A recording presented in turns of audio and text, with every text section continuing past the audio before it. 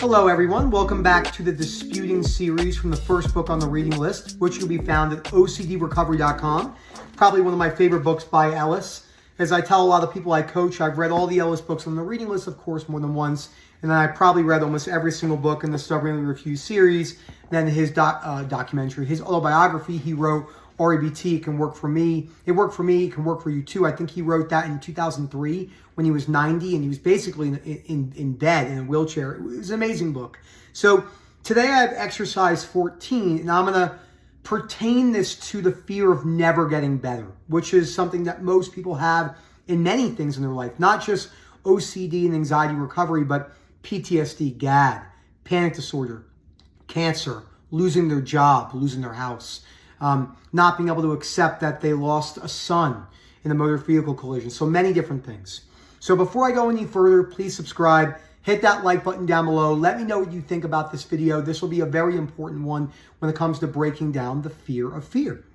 So for the exercise, you can write out an REBT sheet for disputing your DIBs, your irrational beliefs. The instructions are given in a guide to rational living, which I also read that book, an incredible book, and techniques for disputing your irrational beliefs at the end of this book. To do this, take one of your irrational beliefs. If I am stuck with OCD forever, my life is absolutely 100% ruined. And ask yourself several important challenging questions about it until you really give up and strongly believe that this is false. For us, this will take a while, some fears more so than others. The questions that you use in your DIB sheet are as followed. What irrational belief do I want to give up and surrender? The belief, if I never recover, if I have symptoms from my OCD, I will be stuck for the remainder of my life. Okay? Can I rationally prove this belief? Well, no. I'm a great example that knocks that down.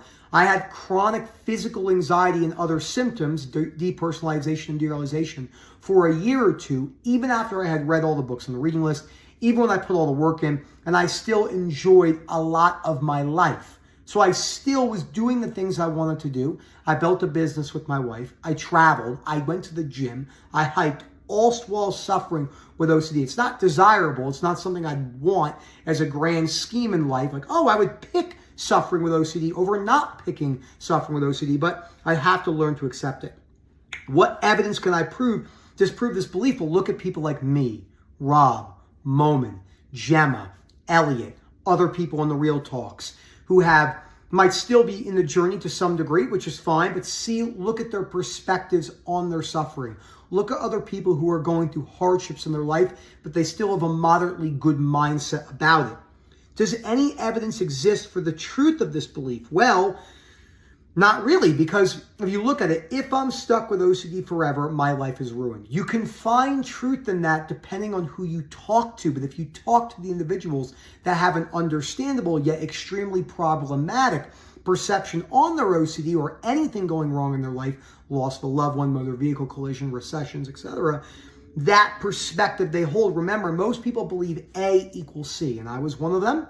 Activating events equal consequence, emotional disturbance. So that person cut me off on the road, they're the reason I'm pissed off. No, not at all. Sure, it might be frustrating, but the rage, the anger, the getting out of the car comes from your belief and my belief, which is that must not happen.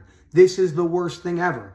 Your life, everything you do is perception, belief systems, underlying experiences, outward thinking, subconscious thinking, all leading to instilled belief systems, whether you know it or not. And then actions, etc. as well. What are the worst things that can actually happen to me if I give up this belief and act against it? Well, the worst thing that happens is I work on my acceptance, but I'm still stuck with OCD forever. I don't mind having OCD symptoms. I didn't. Sure, it sucks, but I'm not owed recovery. I don't believe anyone is. Even when you put the work in, your chances of recovering go up a lot, but I'm never owed recovery. What good things could happen or could I make happen if I give up this belief? I literally have it written right here from the year 21.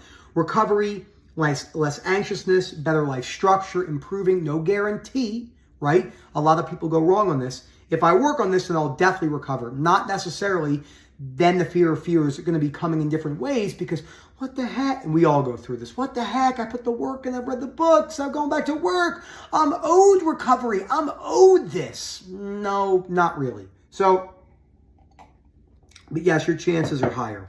If you have frustration and tolerance about doing the REBT and working hard, look, you have to learn to teach yourself to be persistent.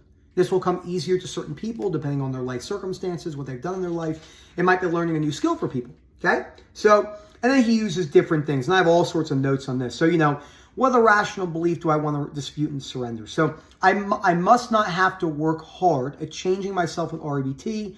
It should come easy. It's much too hard, all that trouble, etc., which is a big belief for many people, etc., etc.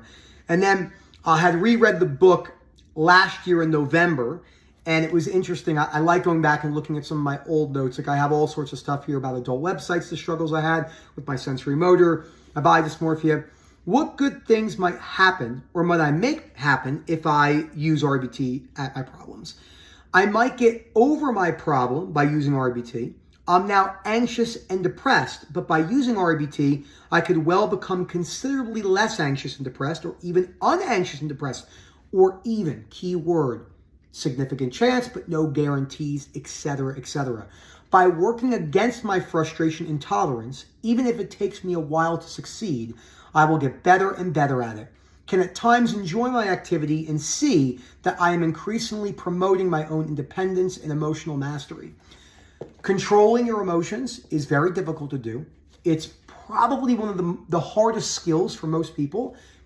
Very hard for me. I grew up in a household that we yelled a lot. That typical East Coast Italian and Irish, we joke around and say our love language was screaming at each other. But I found this particularly difficult because it was foreign to me. I didn't know how to have a conversation.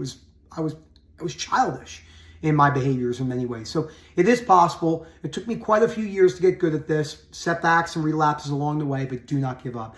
Thank you again, Phil at OCDrecovery.com. Please come in. Don't sit in silence. Please, if you can.